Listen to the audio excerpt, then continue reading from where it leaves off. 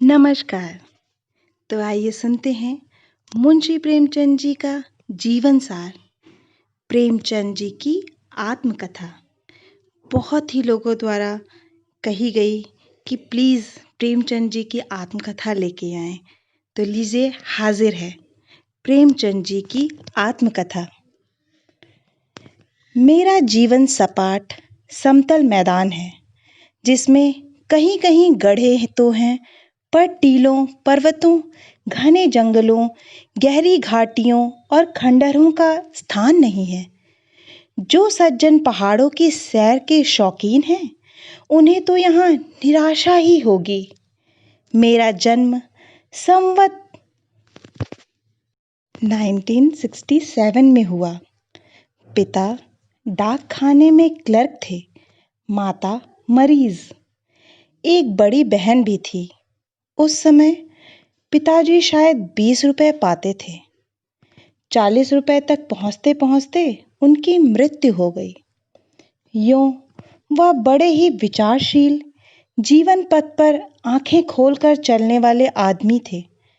लेकिन आखिरी दिनों में एक ठोकर खा ही गए, और खुद तो गिरे ही थे। उसी धक्के में मुझे भी गिरा दिया।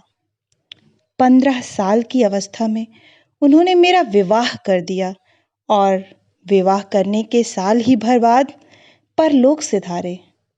उस समय मैं 9वें दर्जे में पढ़ता था। घर में मेरी स्त्री थी, विमाता थी। उनके 2 बालक थे, और आमदनी 1 पैसे की नहीं। घर में जो कुछ लेई पूंजी थी, वह पिताजी की 6 महीने की बीमारी और क्रियाकर्म में खर्च हो चुकी थी।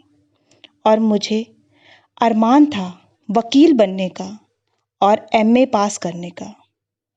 नौकरी उस जमाने में भी इतनी ही दुष्प्राप्य थी जितनी अब है। दौड़ धूप करके शायद 10-12 की कोई जगह पा जाता, पर यहाँ तो आगे पढ़ने की धुन थी। पाँव में लोहे की नहीं, अष्टधातु की बेड़ियां थीं, और मैं चढ़ना चाहता था पहाड़ पर। पाँव में जूते ना थे, देह पर साबित कपड़े ना थे। महंगी अलग 10 सेर के जौ थे। स्कूल से 3:30 बजे छुट्टी मिलती थी। काशी के क्वींस कॉलेज में पढ़ता था। हेडमास्टर ने फीस माफ कर दी थी। इम्तिहान सर पर था, और मैं बांस के फाटक पर एक लड़के को पढ़ाने जाता था। जाड़ों के दिन थे। 4 बजे पहुंचता था, पढ़ाकर 6 बजे छुट्टी पाता। वहां से मेरा घर देहात में 5 मील पर था। तेज चलने पर भी 8 बजे से पहले घर ना पहुंच सकता, और प्रातःकाल 8 ही बजे फिर घर से चलना पड़ता था। कभी वक्त पर स्कूल ना पहुंचता। रात को भोजन करके कुप्पी के सामने पढ़ने बैठता, और ना जाने कब सो जाता। फिर भी हिम्मत बांधे हुए था। मैट्रिकुलेशन तो किसी तरह पास हो गया, पर आया 2nd डिवीजन में, और क्वींस कॉलेज में भर्ती होने की आशा न रही। फीस केवल अव्वल दर्जे वाले की ही मुआफ हो सकती थी। संयोग से उसी साल हिंदू कॉलेज खुल गया। मैंने इस नए कॉलेज में पढ़ने का निश्चय किया। प्रिंसिपल थे मिस्टर रिचर्डसन। उनके मकान पर गया। वह पूरे हिंदुस्तानी वेश में थे। कुर्ता और धोती पहने फर्श पर बैठे कुछ लिख रहे थे। मगर मिजाज को तब्दील करना इतना आसान ना था। मेरी प्रार्थना सुनकर आधी ही कहने पाया था। बोले कि घर में कॉलेज की बातचीत नहीं करता, कॉलेज में आओ। खैर, कॉलेज में गया। मुलाकात हुई, पर निराशाजनक। फीस मुआफ ना हो सकी थी। अब क्या करूं? अगर प्रतिष्ठित सिफारिशें ला सकता तो शायद मेरी प्रार्थना पर कुछ विचार होता। लेकिन देहाती युवक को शहर में जानता ही कौन था? रोज घर से चलता कि कहीं से सिफारिश लाऊं, पर 12 मील की मंजिल मारकर शाम को घर लौट आता। किससे कहूं? कोई अपना पुछत्तर ना था। कई दिनों के बाद एक सिफारिश मिली। एक ठाकुर इंद्र नारायण सिंह हिंदू कॉलेज के प्रबंधकारिणी सभा में थे। उनसे जाकर रोया।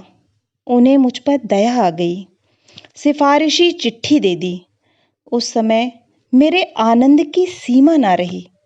खुश होता हुआ घर आया। दूसरे दिन प्रिंसिपल से मिलने का इरादा था, लेकिन घर पहुंचते ही मुझे ज्वर आ गया और 2 सप्ताह से पहले ना हिला। नीम का काढ़ा पीते पीते नाक में दम आ गया। एक दिन द्वार पर बैठा था कि मेरे पुरोहित जी आ गए। मेरी दशा देखकर समाचार पूछा और तुरंत खेतों में जाकर एक जड़ खोद लाए और उसे धोकर 7 दाने काली मिर्च के साथ पिसवाकर मुझे पिला दिया। उसने जादू सा असर किया। ज्वर चढ़ने में घंटे ही भर की देरी थी। इस औषध ने मानो जाकर उसका गला ही दबा दिया। मैंने पंडित जी से बार बार उस जड़ी का नाम पूछा, पर उन्होंने ना बताया। कहा, नाम बता देने से उसका असर जाता रहेगा। 1 महीने बाद मैं फिर मिस्टर रिचर्डसन से मिला और सिफारिशी चिट्ठी दिखाई। प्रिंसिपल ने मेरी तरफ तीव्र नेत्रों से देखकर पूछा, इतने दिन कहाँ थे? बीमार हो गया था सर। क्या बीमारी थी? मैं इस प्रश्न के लिए तैयार न था। अगर ज्वर बताता हूँ तो शायद साहब मुझे झूठा समझें। ज्वर मेरी समझ में हल्की सी चीज थी, जिसके लिए इतनी लंबी गैर हाजिरी अनावश्यक थी। कोई ऐसी बीमारी बतानी चाहिए जो अपनी कष्ट साध्यता के कारण दया को भी उभारे। उस वक्त मुझे और किसी बीमारी का नाम याद न आया। ठाकुर इंद्र नारायण सिंह से जब मैं सिफारिशी के लिए मिला था, तो उन्होंने अपने दिल की धड़कन की बीमारी की चर्चा की थी। वह शब्द मुझे याद आ गया। मैंने कहा, पैल्पिटेशन ऑफ हार्ट सर। साहब ने विस्मित होकर मेरी ओर देखा और कहा, अब तुम बिल्कुल अच्छे हो? जी हाँ। अच्छा, प्रवेश पत्र भरकर लाओ। मैंने समझा बेड़ा पार हुआ। फॉर्म लिया, खाना पूरी की और पेश कर दिया। साहब उस समय कोई क्लास ले रहे थे। 3 बजे मुझे फॉर्म वापस मिला। उस पर लिखा था, इसकी योग्यता की जांच की जाए। यह नई समस्या उपस्थित हुई। मेरा दिल बैठ गया। अंग्रेजी के सिवा और किसी विषय में पास होने की मुझे आशा न थी, और बीजगणित और रेखा गणित से तो रूह कांपती थी। जो कुछ याद था वह भी भूल भाल गया था, लेकिन दूसरा उपाय ही क्या था? भाग्य का भरोसा करके क्लास में गया और अपना फॉर्म दिखाया। बंगाली थे, अंग्रेजी पढ़ा रहे थे। वॉशिंगटन इरविंग का रिपी वॉन विंकिल था। मैं पीछे की कतार में जाकर बैठ गया और 2 ही 4 मिनट में मुझे ज्ञात हो गया कि प्रोफेसर साहब अपने विषय के ज्ञाता हैं। घंटा समाप्त होने पर उन्होंने आज के पाठ पर मुझसे कई प्रश्न किए और फॉर्म पर संतोषजनक लिख दिया। दूसरा घंटा बीज गणित का था। इसके प्रोफेसर भी बंगाली थे। मैंने अपना फॉर्म दिखाया। नई संस्थाओं में प्रायः वही छात्र आते हैं जिन्हें कहीं जगह नहीं मिलती। यहाँ भी यही हाल था। क्लासों में अयोग्य छात्र भरे हुए थे। पहले रेले में जो आया वह भर्ती हो गया। भूख में साग पात सभी रुचिकर होता है। अब पेट भर गया था। छात्र चुन चुन कर ही लिए जाते थे। इन प्रोफेसर साहब ने गणित में मेरी परीक्षा ली और मैं फेल हो गया। फॉर्म पर गणित के खाने में असंतोषजनक लिख दिया। मैं इतना हताश हुआ कि फॉर्म लेकर फिर प्रिंसिपल के पास ना गया, सीधा घर चला आया। गणित मेरे लिए गौरी शंकर की चोटी थी, कभी उस पर ना चढ़ सका। इंटरमीडिएट में 2 बार गणित में फेल हुआ और निराश होकर इम्तिहान देना छोड़ दिया। 10-12 साल के बाद जब गणित की परीक्षा में अख्तियारी हो गई, तब मैंने दूसरे विषय लेकर उसे आसानी से पास कर लिया। उस समय तक यूनिवर्सिटी के इस नियम ने कितने युवकों की आकांक्षाओं का खून किया, कौन कह सकता है। खैर, मैं निराश होकर घर तो लौट आया, लेकिन पढ़ने की लालसा अभी तक बनी हुई थी। घर बैठकर क्या करता? किसी तरह गणित को सुधारूं और कॉलेज में भर्ती हो जाऊं, यही धुन थी। इसके लिए शहर में रहना जरूरी था। संयोग से एक वकील साहब के लड़के को पढ़ाने का काम मिल गया। 5 रुपए वेतन ठहरा। मैंने 2 रुपए में अपना गुजर करके 3 रुपए घर पे देने का निश्चय किया। वकील साहब के अस्तबल के ऊपर एक छोटी सी कच्ची कोठरी थी। उसी में रहने की आज्ञा ले ली। एक टाट का टुकड़ा बिछा दिया। बाजार से एक छोटा सा लैंप लाया और शहर में रहने लगा। घर से कुछ बर्तन भी लाया। एक वक्त खिचड़ी पका लेता था और बर्तन धो मांज कर लाइब्रेरी चला जाता। गणित तो बहाना था, उपन्यास आदि पढ़ा करता। पंडित रतननाथ दर का फसाना-ए आजाद उन्हीं दिनों पढ़ा। चंद्रकांता संतति भी पढ़ी। बंकिम बाबू के उर्दू अनुवाद जितने पुस्तकालय में मिले सब पढ़ डाले। जिन वकील साहब के लड़के को पढ़ाता था, उनके साले मेरे साथ मैट्रिकुलेशन में पढ़ते थे। उन्हीं की सिफारिश से मुझे यह पद मिला था। उनसे दोस्ती थी, इसलिए जब जरूरत होती पैसे उधार ले लिया करता था। वेतन मिलने पर हिसाब हो जाता था। कभी 2 रुपए हाथ आते, कभी 3। जिस दिन वेतन के 2-3 रुपए मिलते, मेरा संयम हाथ से निकल जाता। प्यासी तृष्णा हलवाई की दुकान की ओर खींच ले जाती। 2-3 आने पैसे खाकर ही उठता। उसी दिन घर जाता और 2-2.5 रुपए दे आता। दूसरे दिन से फिर उधार लेना शुरू कर देता। लेकिन कभी कभार उधार मांगने में भी संकोच होता और दिन का दिन निराहार व्रत रखना पड़ जाता। इस तरह 4-5 महीने बीते। इस बीच एक बाजार से 2-2.5 रुपए के कपड़े लिए थे। रोज उधर से निकलता था। उसे मुझ पर विश्वास हो गया था। जब महीने 2 महीने निकल गए और मैं रुपए ना चुका सका, तो मैंने उधर से निकलना ही छोड़ दिया। चक्कर देकर निकल जाता। 3 साल के बाद उसके रुपए अदा कर सका। उसी जमाने में शहर का एक बेलदार मुझसे हिंदी पढ़ने आया करता था। वकील साहब के पिछवाड़े उसका मकान था। जान लो भैया, उसका सखुन तकिया था। हम लोग उसे जान लो भैया ही कहा करते थे। एक बार मैंने उससे भी 8 आने पैसे उधार लिए थे। वह पैसे उसने मुझसे मेरे घर गांव में जाकर 5 साल बाद वसूल किए। मेरी अब भी पढ़ने की इच्छा थी, लेकिन दिन दिन निराश होता जाता था। जी चाहता था कहीं नौकरी कर लूं, पर नौकरी कैसे मिलती है और कहाँ मिलती है यह ना जानता था। जाड़ों के दिन थे, पास एक कौड़ी ना थी। 2 दिन एक एक पैसे का चबेना खाकर काटे थे। मेरे महाजन ने उधार देने से इनकार कर दिया था, या संकोचवश मैं उससे मांग न सका था। चिराग जल चुके थे। मैं एक बुक सेलर की दुकान पर एक किताब बेचने गया था। चक्रवर्ती गणित की कुंजी थी। 2 साल हुए खरीदी थी। अब तक उसे बड़े जतन से रखे हुए था, पर आज चारों ओर से निराश होकर मैंने उसे बेचने का निश्चय किया। किताब 2 रुपए की थी, लेकिन एक पर सौदा ठीक हुआ।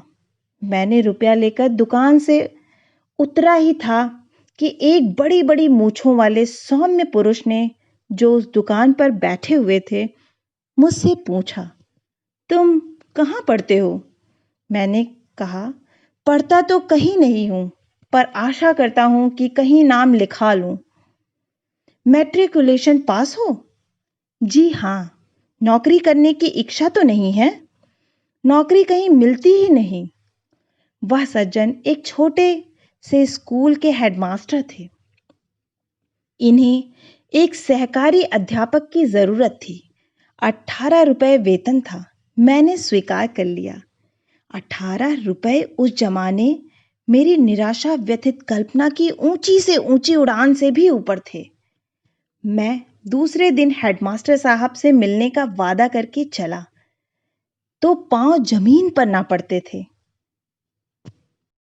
यह सन 1899 की बात है।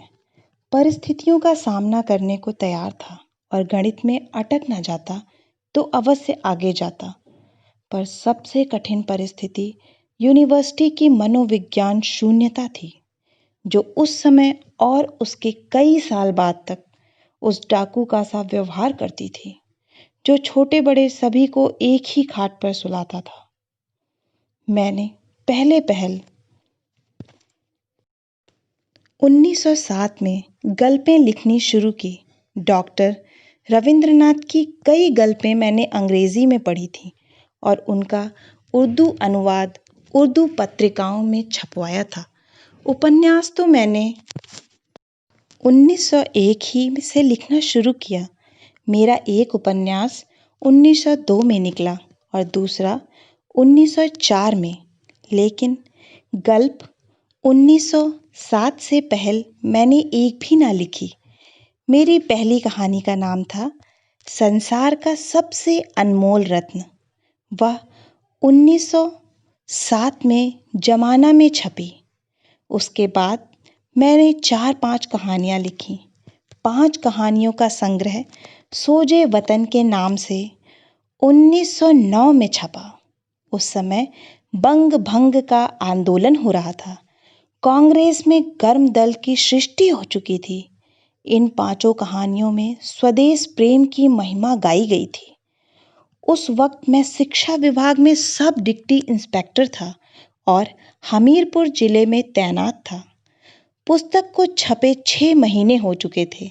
एक दिन मैं रात को अपनी रावटी में बैठा हुआ था कि मेरे नाम जिलाधीश का परवाना पहुंचा कि मुझसे तुरंत मिलो। जाड़ों के दिन थे, साहब दौरे पर थे। मैंने बैलगाड़ी जुतवाई और रातों रात 30-40 मील तय करके दूसरे दिन साहब से मिला। साहब के सामने सोजे वतन की एक प्रति रखी हुई थी। मेरा माथा ठनका। उस वक्त मैं नवाब राय के नाम से लिखा करता था। मुझे इसका कुछ कुछ पता मिल चुका था कि खुफिया पुलिस इस किताब के लेखक की खोज में है। समझ गया उन लोगों ने मुझे खोज निकाला और इसी की जवाबदेही करने के लिए मुझे बुलाया गया है। साहब ने मुझसे पूछा, यह पुस्तक तुमने लिखी है? मैंने स्वीकार किया। साहब ने मुझसे एक एक कहानी का आशय पूछा और अंत में बिगड़ कर बोले, तुम्हारी कहानियों में सेडिशन भरा हुआ है। अपने भाग्य को बखानो कि अंग्रेजी अमलदारी में हो। मुगलों का राज्य होता तो तुम्हारे दोनों हाथ काट लिए जाते। तुम्हारी कहानियाँ एकांगी हैं। तुमने अंग्रेजी सरकार की तौहीन की है आदि। फैसला यह हुआ कि मैं सोजे वतन की सारी प्रतियां सरकार के हवाले कर दूं और साहब की अनुमति के बिना कभी कुछ ना लिखूं। मैंने समझा चलो सस्ता छूटे। 1000 प्रतियां छपी थीं। अभी मुश्किल से 300 बिकी थीं। 700 प्रतियां मैंने जमाना कार्यालय से मंगवाकर साहब की सेवा में अर्पण कर दी। मैंने समझा था बला टल गई, किंतु अधिकारियों को इतनी आसानी से संतोष न हो सका। मुझे बात को मालूम हुआ कि साहब ने इस विषय में जिले के अन्य कर्मचारियों से परामर्श किया। सुपरिंटेंडेंट पुलिस, 2 डिप्टी कलेक्टर और डिप्टी इंस्पेक्टर, जिनका मैं मातहत था, मेरी तकदीर का फैसला करने बैठे। एक डिप्टी कलेक्टर साहब ने गल्पों से उद्धरण निकालकर सिद्ध किया कि इनमें आदि से अंत तक सेडिशन की सिवा और कुछ नहीं है, और सेडिशन भी साधारण नहीं बल्कि संक्रामक। पुलिस के देवता ने कहा, ऐसे खतरनाक आदमी को जरूर सख्त सजा देनी चाहिए। डिप्टी इंस्पेक्टर साहब मुझसे बहुत स्नेह करते थे। इस भय से कि कहीं मामला तूल न पकड़ ले, उन्होंने यह प्रस्ताव किया कि वह मित्र भाव से मेरे राजनीतिक विचारों की थाह लें और उस कमेटी में रिपोर्ट पेश करें। उनका विचार था कि मुझे समझा दें और रिपोर्ट में लिख दें कि लेखक केवल कलम का उग्र है और राजनीतिक आंदोलन से उसका कोई संबंध नहीं है। कमेटी ने उनके प्रस्ताव को स्वीकार किया। हालांकि पुलिस के देवता उस वक्त भी पैतरे बदलते रहे। सहसा कलेक्टर साहब ने डिप्टी इंस्पेक्टर से पूछा, आपको आशा है कि वह आपसे अपने दिल की बातें कह देगा? आप मित्र बनकर उसका भेद लेना चाहते हैं? यह तो मुखबिरी है। मैं इसे कमीनापन समझता हूँ। डिप्टी साहब अप्रभित होकर हकलाते हुए बोले, मैं तो हुजूर के हुक्म। साहब ने बात काटी नहीं। यह मेरा हुक्म नहीं है। मैं ऐसा हुक्म नहीं देना चाहता।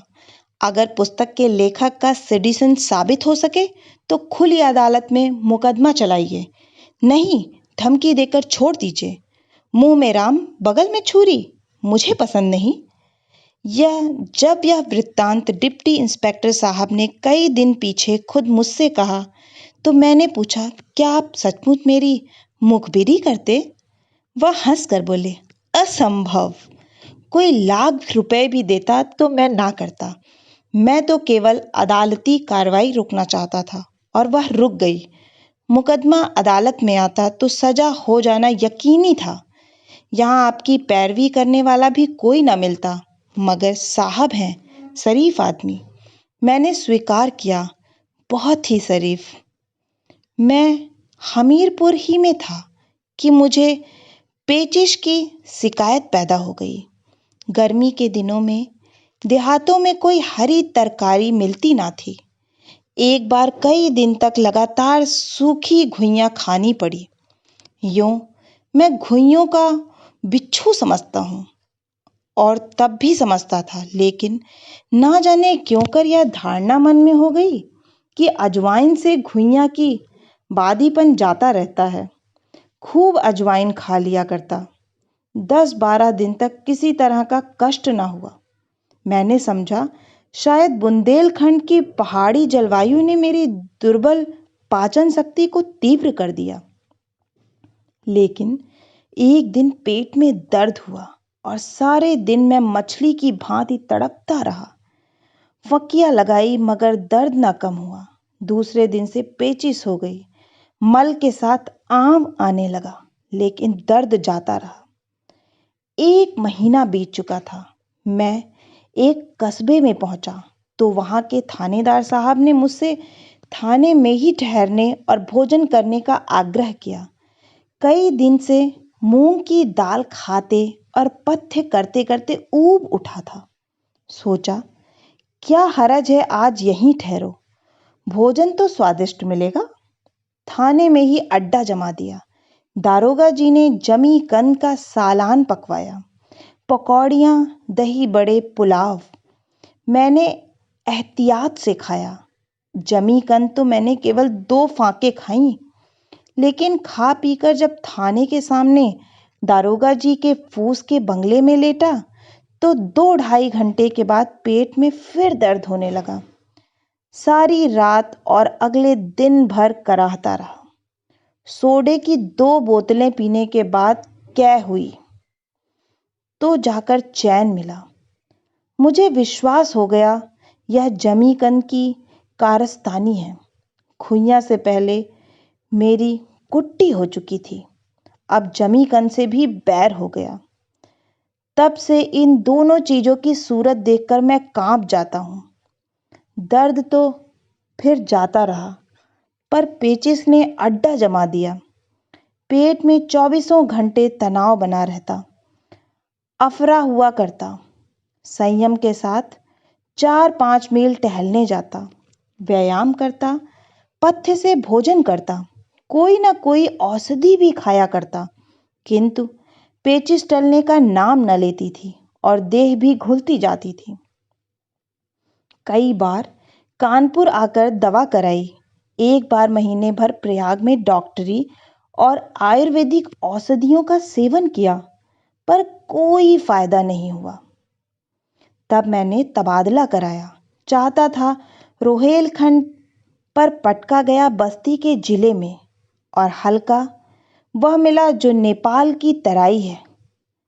सौभाग्य से वही मेरा परिचय स्वर्गीय पंडित मन्नन द्विवेदी गजपुरी से हुआ, जो डुमरियागंज में तहसीलदार थे।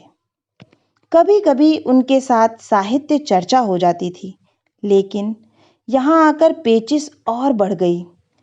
तब मैंने 6 महीने की छुट्टी ली और लखनऊ के मेडिकल कॉलेज से निराश होकर काशी के एक हकीम से इलाज कराने लगा।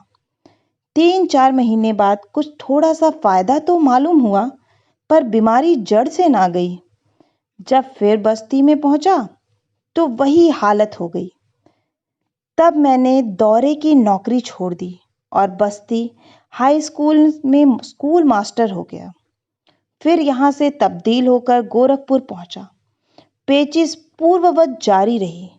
यहाँ मेरा परिचय महावीर प्रसाद जी पोद्दार से हुआ, जो साहित्य के मर्मज्ञ, राष्ट्र के सच्चे सेवक और बड़े ही उद्योगी पुरुष हैं।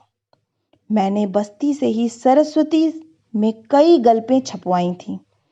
पोद्दार जी की प्रेरणा से मैंने फिर उपन्यास लिखा और सेवा सदन की सृष्टि हुई।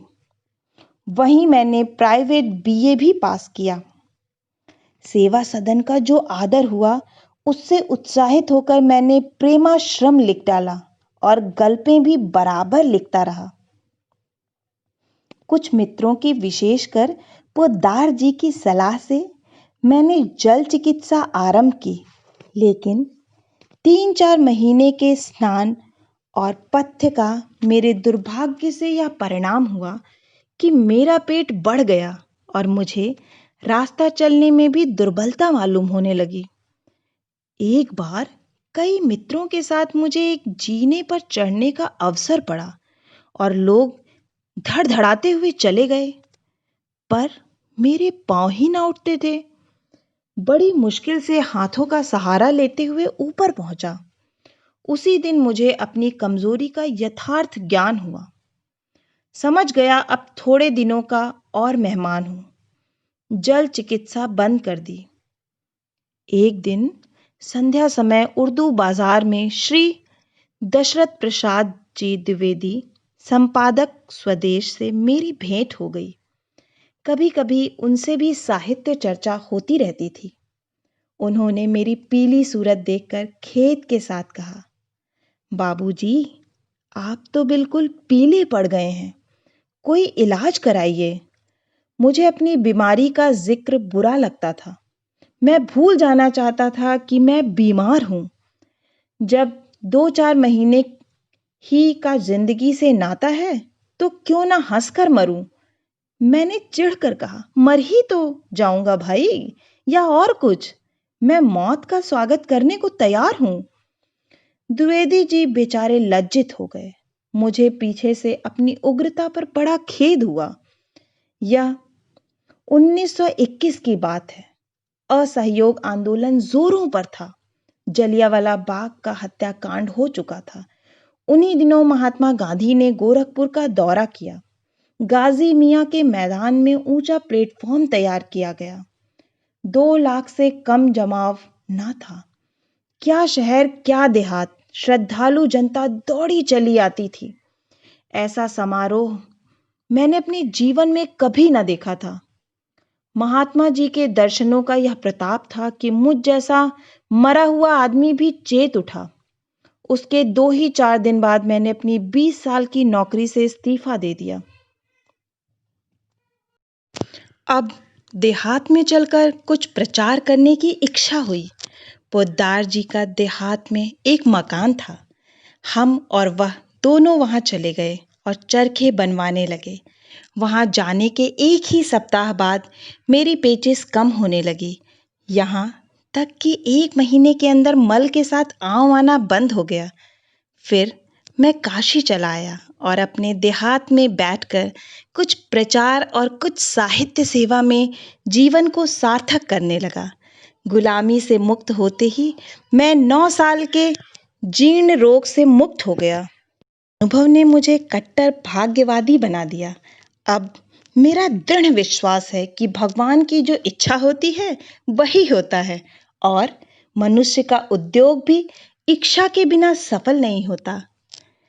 आशा है कि आपको यह जीवन सार प्रेमचंद जी की आत्मकथा बहुत ही पसंद आई होगी और अगर पसंद आई है तो प्लीज़ मुझे प्रोत्साहित करने के लिए एक लाइक करें, अपनों के साथ शेयर करें, साहित्य प्रेमियों के साथ शेयर करें और हाँ, अगर आप इस चैनल पे नए हैं और ऐसी ही बहुत ही अच्छी कहानियाँ सुनने की इच्छुक हैं तो इस चैनल को सब्सक्राइब करें। आशा है कि आप ज़रूर आएंगे और अच्छी कहानियों को सुनेंगे। आप सभी का सुनने के लिए बहुत बहुत धन्यवाद।